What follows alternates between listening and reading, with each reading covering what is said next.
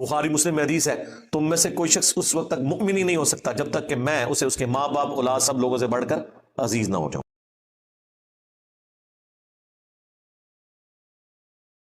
مجھے یہ بات کہنے میں کوئی عار نہیں ہے کہ آپ جن جوہلا کے ملک میں رہ رہے ہیں وہاں پہ اس طرح کے معاملات میں ہمیں خود بھی احتیاط کرنی چاہیے۔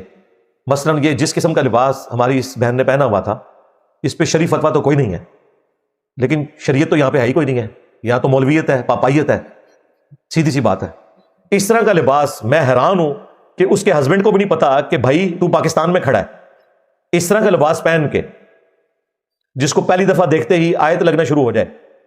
ٹھیک ہے، آپ یورپ امریکہ میں بے شک پھریں، کوئی مسئلہ نہیں ہے، ایون یہ تو مشہور برانڈ ہے دبئی میں، سعودیہ میں لوگ پہن رہے ہیں، وہ برانڈ والے بھی بیچارے ان کو بھی فکر پڑ گئی کہ برانڈ ہی نہ ہمارا بیٹھ جائے، انہوں نے باقاعدہ جو ہے اس حوالے سے اپنی کلیریفیکیشن دی ہے کہ ایسا کوئی مسئلہ نہیں ہے، لیکن پاکستان میں بھائی مسئلہ ہے، سیدھی سی بات ہے۔ ہاں، ابھی تو مجھے ڈر ہے کہ اگر کسی دکان پہ اس طرح کی چیزیں رکھی ہیں تو وہ دکانیں بھی ذرا اپنے لیے کوئی احتیاط کا معاملہ کر لیں۔ ہاں، اور جس ملک کے اندر ٹیلی نار کو کلمہ لکھ کے لگانا پڑ جائے اپنے ہیڈ آفس کے باہر، ٹیلی نار والوں کا کیا کام ہے کہ وہ کلمہ لکھ کے لگائیں، تو وہاں تو کچھ بھی ہو سکتا ہے۔ تو ہمیں بھی اس حوالے سے احتیاط کرنی چاہیے، اور یہ احتیاط کرنا ضروری ہے کیونکہ ہم ان جوہلا میں رہ رہے ہیں۔ اس کو سپورٹیو حدیث ہے بخاری اور مسلم کی، مجھے یہ خطرہ نہ ہوتا ہے عائشہ کہ تیری قوم نئی نئی جاہلیت سے پھری ہے تو میں حتیم کو توڑ کر خانہ کعبے کے اندر شامل کر دیتا اور کعبے کے دروازے کو میں نچلے لیول کے اوپر لے آتا تاکہ ایک عام آدمی بھی اندر جا سکے، لیکن مجھے خطرہ ہے یہ نئے نئے جاہلیت سے پھرے ہیں، حالانکہ وہ صحابہ تھے، حضور کی ایک بات پہ جان چھڑکنے والے تھے، لیکن نبی الاسلام نے ان سے بھی خدشہ ظاہر کیا کہ ہو سکتا ہے یہ کہیں کہ یہ کعبہ گرا دیا ہے، وہ ایک جو نسلاً ایک معاملات چل رہے ہوتے ہیں وہ والی کوئی حص بھڑک نہ اٹھے، نبی الاسلام نے نہیں کیا ایسا۔ تو آپ کو بھی اس ملک میں اس طرح کے معاملات کے اندر احتیاط کرنی چاہیے، اور ظاہر ہے یہ احتیاط اتنی ہو سکتی ہے جتنی آپ کریں گے، ادروائز تو ہم جتنے شیمپو استعمال کر رہے ہیں اور ٹوائلٹ میں رکھے ہوئے ہیں ان میں عربی زبان کے اندر ان کی کمپنی کے نام لکھے ہوئے ہیں اور سارے انگریڈینٹس عربی میں بھی لکھے ہوئے ہیں۔ جی ہاں، صابن کے اوپر، ٹی وی، آپ کے گھر میں جتنے بھی مصنوعات ہیں جن کے آپ ڈبے باہر پھینک دیتے ہیں ان پہ بھی عربی لکھی ہوئی ہے، خیر منا لئی ہو ذرا اپنی۔ اس لیول کے اوپر تو احتیاط ظاہر نہیں ہو سکتی، سیدھی سی بات ہے، لیکن اس طرح کی احتیاط کہ جس میں آپ نے پبلکلی سامنے آنا ہے، اس میں آپ کو ضرورت ہے کہ آپ کوئی ایسی ایکٹیویٹی پرفارم نہ کریں کہ کوئی سو کالڈ عاشق رسول اپنی جنت پکی کروانے کی کوشش کرے۔ اچھا، یہ جنت پکی کروانا سب سے آسان ہے، جو صحیح طریقہ ہے جنت پکی کروانے کا میرے بھائی، اس میں تو آپ کو روزانہ پولیس راز سے گزرنا پڑتا ہے، 5 وقت کی نماز پڑھنی پڑے گی، پورے معاشرے کی تکلیف اٹھانی پڑے گی، حلال اور حرام میں فرق کرنا پڑے گا، لیکن آپ زندگی بھر کوئی نیکی کا کام نہ کریں، کسی ایک کو پار لگا دیں اور ڈائریکٹ جنت میں پہنچ جائیں، پھر حالت یہ ہو کہ ہمارے پڑھے لکھے لوگ بھی پھر اس طرح کی سٹیٹمنٹ دیں کہ جی ترکھاڑا دا منڈا نمبر لے گیا۔ جب ہمارے پڑھے لکھے لوگ اس قسم کی باتیں کریں تو پھر باقی لوگوں کو چھوڑ دیں، اور منڈا بھی جڑا نمبر لے گیا سی وہ بھی میں تمہیں کورٹ تو کیس دسیا سارا، چلے اس کو چھوڑ دیں۔ یہ جو یہاں آپ کا تھا ممتاز قادری، اس نے بھی رحم کی اپیل کی ہوئی تھی صدر پاکستان کے پاس، بلکہ انہوں نے تو بلڈ منی بھی اکٹھی کرنی شروع کر دی تھی کہ ہم بلڈ منی دیں گے، جو ہے اس کو آپ چھوڑ دیں۔ کیوں چھوڑ دیں؟ پہلے تو آپ کہتے ہیں ہم پھندے کو چوم لیں گے، بعد میں بلڈ منی کیوں جمع کر رہے تھے؟ وہ تو گورنمنٹ نے ایکسیپٹ نہیں کی، ادروائز میں آپ کو بتاؤں اگر اس کی ایگزیکیوشن نہ ہوئی ہوتی اس کے بعد آپ کو درجنوں واقعات ملتے۔ یہ آپ کریڈٹ دیں اس وقت کے پرائم منسٹر کو، نواز شریف صاحب کو، اس وقت کے آرمی چیف کو، راحیل شریف صاحب کو، اپنی ساری کمزوریوں کے باوجود، اور پھر انہوں نے جو دلیری کی کہ اس کے لیے ڈیٹ رکھی 29 فروری کی تاکہ برسی 4 سال بعد آئے۔ ہاں، وہ لیپ کا سال تھا نا، ورنہ آپ کو اسلام آباد پنڈی میں ہر سال اگر وہ 28 فروری کو کرواتے تو آپ کو برسیاں نظر آتی ہیں اور یہ سارے کا سارا معاملہ چلتا رہتا۔ انہوں نے ڈیٹ ہی ایسی رکھی کہ وہ معاملہ تو مر گیا۔ ہاں ہاں، ورنہ یہ گلی گلی واقعات ہونے تھے۔ جنازہ نہیں دیکھا آپ نے کتنا بڑا، پورا شہر بند ہو گیا تھا۔ تو اس وقت مجھے کئی علماء نے فون کر کے پوچھا جی نہیں صاحب ہم غائبانہ نماز جنازہ، میں نے کہا یہ اپنا غائبانہ نماز جنازہ پڑھ رہے ہو تم یعنی اس چیز کو سپورٹ کرو کہ کوئی شخص قانون ہاتھ میں لے۔ اس کے اپنے پیر نے لانے برات کر دیا، باپا جانی نے، الیاس قادری صاحب نے، انہوں نے کہا اس طریقے سے قانون ہاتھ میں نہیں لینا چاہیے، وہ ان کا پیر تھا، اس نے خود کہہ دیا کہ میرے مرید نے غلط کام کیا، اس طریقے سے قانون ہاتھ میں نہیں لینا چاہیے۔ تو یہ واقعات ہوتے رہنے چاہیے تھے۔ تو میں آپ کو بتا رہا تھا کہ آپ اس ملک میں رہ رہے ہیں کہ آپ کو اس طرح کی احتیاط کرنی ہوگی۔ میں نے اس طرح کی کوئی احتیاط نہیں کرنی، ذہن میں رکھیے گا، یہ مجھے جو مشورے دیتے ہیں نہیں، 24 کیرٹ سونا تو اپنی جگہ ہونا چاہیے۔ اس کی وجہ یہ ہے کہ میں نے تو یہ فیصلہ کر لیا نا کہ میں نے تو اپنی جان رکھی ہوئی ہے ہتھیلی کے اوپر۔ ہاں، سیدھی بات لوگوں کو بتانی ہے۔ ظاہر ہے میری طرح کی زندگی نہ علماء گزار سکتے ہیں، نہ مفتی گزار سکتے ہیں، نہ موٹیویشنل اسپیکر گزار سکتے ہیں، کیونکہ ان بیچاروں نے تو جا کے کالجز میں، یونیورسٹیز میں درس دینے ہوتے ہیں، وہیں کوئی نعرہ مار کے سیدھا پیٹ میں چھرا گھوم دے گا، کوئی گولی مار دے گا، اس لیے تو بیچارے پھر ویڈیو بھی ڈیلیٹ کروا دیتے ہیں اپنی، ٹھیک ہے نا؟ تو بیچارے اپنی کا درست ہے. میں جو کرٹیسزم کرتا ہوں ان پہ اس لیے کرتا ہوں کہ مجھے کیوں کہتے ہیں میں غلط کر رہا ہوں؟ تم اتنا سا صحیح کرو تو تمہیں اپنی ویڈیو سے دستبردار ہونا پڑ جائے. تو میں نے تو اتنا ذرا صحیح کر دیا، تمہارے سارے بزرگوں کا گند سمیٹ دیا اللہ کے فضل سے، جس کی وجہ سے تم مجھے کہتے ہو گندی مکھی. جی میں وہ گندی مکھی ہوں جو تمہارے بزرگوں کا گند صاف کر رہی ہے. یہ بتاؤ کس کہتے ہیں کہ یہ گندی مکھی بیٹھتا ہی گند کے اوپر ہے، یہ نہیں بتا رہے گند پھیلایا کس نے ہے. گند پہ بیٹھ رہا ہوں نا، یقیناً یہ گند بخاری مسلم کو تو نہیں کہہ رہے ہوں گے، یہ چشتی رسول اللہ، تھانوی رسول اللہ، کشف المحجوب، تذکرۃ الاولیاء میں جو گستاخانہ عبارتیں ہیں انہیں کو گند کہہ رہے ہیں نا. تو یہ پھیلایا کس نے؟ پرنٹ کس نے کیا ہے؟ اس کے حق میں مناظرے کس نے لڑے ہیں؟ انہوں نے خود. تو پوری بات کیا کرو. تو میں نے تو یہ کرنا ہے، لیکن میں اپنے کسی اسٹوڈنٹ کو ونریبل نہیں کروں گا کہ وہ پبلکلی آ کے اس طریقے سے للکارے ان کو. نہیں، بالکل نہیں. قرآن و سنت شیئر کروائیں، زیادہ کوئی چیز شیئر کروانی ہے ہماری ویڈیو شیئر کروائیں، وہ بھی آخری درجے میں، ادروائز قرآن و سنت کافی ہے. خود کیمرے پہ آ کے اس طریقے سے ونریبل ہونے کی ضرورت نہیں ہے، کیونکہ آپ اس طرح کی لائف کو سسٹین نہیں کر سکیں گے. سیدھی سی بات ہے. میں نے اپنے کسی اسٹوڈنٹ کو اس حوالے سے ونریبل نہیں کیا، اسی لیے کہا کہ نمازیں بھی ان کے پیچھے پڑھیں، چندے بھی ان کو دیں، مسجد بھی کوئی الگ نہ بنائے، کوئی چندہ بک نہ بنائے، اور سینہ بسینہ ختم نبوت صلی اللہ علیہ وآلہ وسلم کی برکت سے جو نبیوں والا کام شفٹ ہوا ہے، ایمانداری کے ساتھ اپنے محبوب صلی اللہ علیہ وآلہ وسلم کی مبارک دعوت کو پھیلائیں. ایک تو چیز یہ تھی.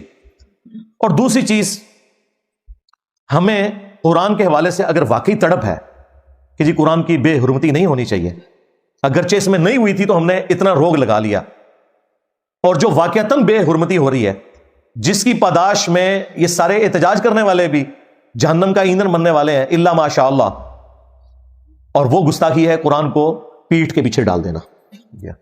سورۃ الفرقان کی آیت نمبر 30 ہے، وقال الرسول یا رب ان قوم اتخذوا هذا القرآن مہجورا. رسول اللہ صلی اللہ علیہ وآلہ وسلم قیامت کے دن شکایت کریں گے، اے اللہ میری قوم نے، میری امت نے قرآن کو پیٹھ کے پیچھے ڈال دیا تھا. یہ فزیکلی پیٹ کرنا نہیں ہے، تعلیمات کو. مجھے بتائیں تعلیمات سے استفادہ تو آپ تب کریں گے جب آپ کو پتا ہوگا قرآن میں کیا لکھا ہوا ہے. تو قرآن کے اصل دشمن ہم لوگ خود ہیں جو قرآن پڑھتے نہیں. ہمیں یہ توفیق نہیں کہ روزانہ ایک رکوع اپنے بیوی بچوں کے ساتھ بیٹھ کے پڑھ لیں اور انہیں بتائیں قرآن میں کیا لکھا ہوا ہے. عمران خان صاحب سے پہلے تو کسی نے سلیبس میں بھی قرآن کو ترجمے کے طور پہ شامل نہیں کیا تھا. یہ بہت بڑا کریڈٹ ہے میرے نزدیک. یہ سب سے بڑا کریڈٹ اگر کوئی ان کو جاتا ہے وہ یہ والا جاتا ہے. باقی ان کی سیاست سے جو ہمیں اختلاف ہے وہ اپنی جگہ، لیکن یہ بہت بڑا کریڈٹ ہے. اگر یہ قرآن شروع سے شامل ہوتا تو آج شرک نہ پھیلتا اس ملک کے اندر. تو قرآن کے ساتھ سب سے بڑی دشمنی کر رہے ہیں. اور ہمیں تو بتایا گیا تھا کہ نبی صلی اللہ علیہ وآلہ وسلم ہماری شفاعت کریں گے، یقیناً کریں گے، لیکن اس تصویر کا ایک تلخ پہلو ہے کہ رسول اللہ شکایت بھی لگائیں گے جس نے قرآن کو پیٹھ کے پیچھے ڈال دیا. آپ ذرا مجھے بتائیں، شفاعت تو ان کی ہونی ہے جنہوں نے قرآن پہ عمل کیا، اور جنہوں نے پیٹھ کے پیچھے ڈالا ان کی تو شکایت لگنی ہے. تو جن کی شکایت لگ رہی ہوگی ان کی پھر آگے شفاعت کیا ہونی ہے؟ آپ خود سوچ لیں. آج کوئی نان مسلم آئے گا، ہم اسے قرآن پڑھنے کے لیے دیں گے اسلام کے تعارف میں، اور آگے سے وہ پوچھ لے کہ آپ نے بھی اسلام کا تعارف اسی کتاب سے حاصل کیا تھا. آپ کے ہاں جی میں خالی ناظرہ پڑھے ہیں، مجھے نہیں پتا بیچ میں کیا لکھا ہوا ہے. کتنی حیران کن بات ہے. وہ آپ کو پتا ہے کہ وہ ایک فلم بڑی ہٹ ہوئی تھی خدا کے لیے، اس میں ایک سین ہے جس میں جب ایک گورے کے سامنے مقدمہ لایا جاتا ہے اور وہ قرآن پاک کے اوراق اس بندے کے سامنے رکھتا ہے تو وہ پڑھنا شروع کر دیتا ہے. تو گورا پوچھتا ہے کہ جو تم پڑھ رہے ہو اس کا مطلب کیا؟ وہ کہتا ہے مجھے مطلب تو نہیں پتا. وہ گورا ماننے سے انکار کر دیتا ہے. یہ کیسے ہو سکتا ہے کہ فر تو پڑھ رہا ہے اور تجھے یہ نہیں پتا اس کا مطلب کیا ہے؟ کتنی حیران کن بات ہے. آپ ذرا ایک لمحے کے لیے سوچیں کہ دنیا میں کوئی اور زبان ایسی ہے کہ جسے دنیا کے ہر ایریے کا بندہ فر پڑھے، زبانی کئی چیزیں پڑھے، اور جب پوچھا جائے کہ مطلب کیا ہو کہ مجھے مطلب نہیں پتا. تو گورے نے تو سر پکڑ کے وہ کہتا ہے تو جھوٹ بولا ہے، تو بتانا نہیں چاہ رہا. ہم بڑے فخریہ بتاتے ہیں جی قرآن وہ کتاب ہے جو دنیا میں سب سے زیادہ پڑھی جاتی ہے. جی اس کا تلخ پہلو یہ ہے کہ قرآن وہ کتاب ہے جو سب سے زیادہ بغیر سمجھ کے پڑھی جاتی ہے. وَلِعَوْذُ بِاللَّهِ تعالی. یہ حال ہے لوگوں کا قرآن سمجھنے کا، یہ قرآن کے ساتھ شغف کا. میں نے آپ کو کئی دفعہ وہ لطیفہ سنایا ہے، ابھی تو حنیف قریشی صاحب نے وہ لطیفہ دوبارہ سنا دیا ہے. اب میں سنا رہا ہوتا ہوں تو مجھے کہتے ہیں جی انجینئر صاحب جو ہیں وہ کہتے ہیں جی قرآن پڑھنا ایسے ایسے فرینچ میں گالیاں نکالنا. وہ حنیف قریشی نے بھی وہ ابھی یہ اس واقعے کے بعد وہ لطیفہ سنایا کہ پاکستانی چلے گئے عرب کسی کنٹری کے اندر، وہاں عربیوں کے ساتھ جھگڑا ہوا، انہوں نے گالیاں نکالی، انہوں نے عربی میں گالیاں نکالی. ظاہر ہے انہوں نے پنجابی میں تو نہیں نکالنی تھی، یہ واپس آئے تو انہوں نے کہا جی دیکھو عربی کتنے اچھے ہیں، ہم انہیں گالیاں نکالتے تھے، وہ اگو قرآن ہی پڑھتے سن۔ اس واقعے کے بعد میں نے کہا تھا یار ہمارا بھی حال یہی ہے کہ یہاں کوئی عربی میں گالی نکالے، کوئی فرینچ میں گالی نکالے یا قرآن پڑھے، ہمارے لیے قرآن برابر ہے، ہمیں تو پتہ ہی نہیں قرآن میں کیا لکھا ہے الا ماشاء اللہ۔ انہوں نے پکڑ کے میرا کلپ کاٹا جی، انجینئر صاحب کہتے ہیں قرآن جو ہے وہ فرینچ میں گالیاں نکالنا ہے، عربی میں گالیاں نکالنا ہے، اور نسیتوں چشتی رسول اللہ، تھانوی رسول اللہ، شبلی رسول اللہ پارٹی نسیتوں تو کے قرآن نہ لینا دینا، جاؤ اپنے بابے دے کلمے پڑھو۔ ہاں، اور جو بی بی سی نے وہ سوشل ایکسپیریمنٹ دکھایا جو بنگلہ دیش میں انہوں نے کیا ہے، بنگلہ دیش میں مردوں کو عام عادت تھی کہ کسی بھی دیوار کو دیکھ کے کیا داڑھی والا ہے، کیا ٹوپی والا ہے، کیا پینٹ شرٹ والا ہے، کیا شلوار قمیض والا ہے، یہ بھی نہیں دیکھنا، پاس سے عورتیں گزر ہی نہیں ہیں، پبلکلی انہوں نے دیوار کی طرف منہ کر کے، جس طرح یہاں پہ بھی ہے لیکن اس بڑے لیول کے اوپر نہیں، یہاں تو لوگ پکڑ بھی لیتے ہیں، تو وہ پیشاب کرتے تھے۔ انہوں نے بڑا اس کا تدارک کر کے دیکھا، پھر الٹیمیٹلی ان کو کسی نے مشورہ دیا کہ آپ جو یہ لکھ کے لگا رہے ہیں نا یہاں پیشاب کرنا منع ہے بنگلہ لینگویج کے اندر، اس کی بجائے آپ اسے عربی رسم الخط میں جس میں قرآن لکھا جاتا ہے نا اس سٹائل میں آپ لکھ دیں کہ یہاں پیشاب کرنا منع ہے۔ اور انہوں نے یہ کیا، انہوں نے دیوار پہ بڑے خوبصورت بالکل قرآن کی جو خطاطی اس کے سٹائل میں لکھا کہ یہاں پہ بال کرنا منع ہے، اور پھر انہوں نے کیمرے سے چھپ کے ویڈیوز بنائی ہیں کہ جو بندہ بھی وہاں جاتا تھا وہ جیسے ہی بیٹھنے لگتا تھا وہ سامنے دیکھتا تھا قرآن لکھا ہوا ہے، وہ فوراً جو ہے سائڈ پہ ہو جاتا تھا، اور کئی لوگ یوں چوم رہے ہیں اسے ایسے کر کے پیشاب کو، وہ جو لکھا ہے نا بال کرنا منع ہے اس لفظ کو چوم رہے ہیں، جیسے پاکستانیوں کو حلوے کا مطلب نہیں پتا، بنگالیوں کو بال کا مطلب نہیں پتا کیا ہے۔ ہماری یہ حالت بنی ہوئی ہے میرے بھائی، ہمیں کوئی تراجم کا نہیں پتا کہ قرآن کے اندر لکھا کیا ہوا ہے۔ تو اصل جرم ہم مسلمان کر رہے ہیں کہ قرآن کو سمجھ کے نہیں پڑھ رہے، اور پھر پریشان ہے کہ امت گمراہی کی طرف کس طرح چلی گئی۔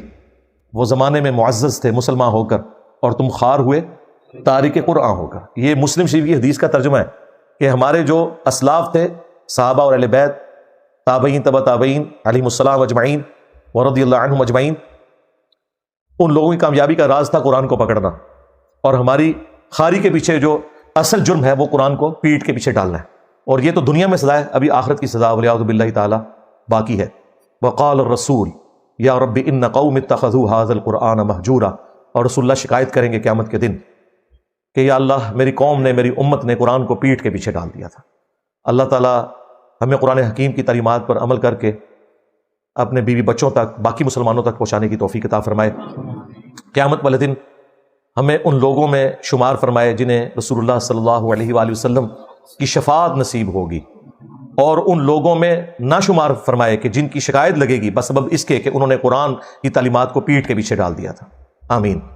صلو علی محمد وآل محمد، اللہم صلی علی محمد وعلی آل محمد واصحاب محمد وازواج محمد وامت محمد اجمعین الی یوم الدین، آمین۔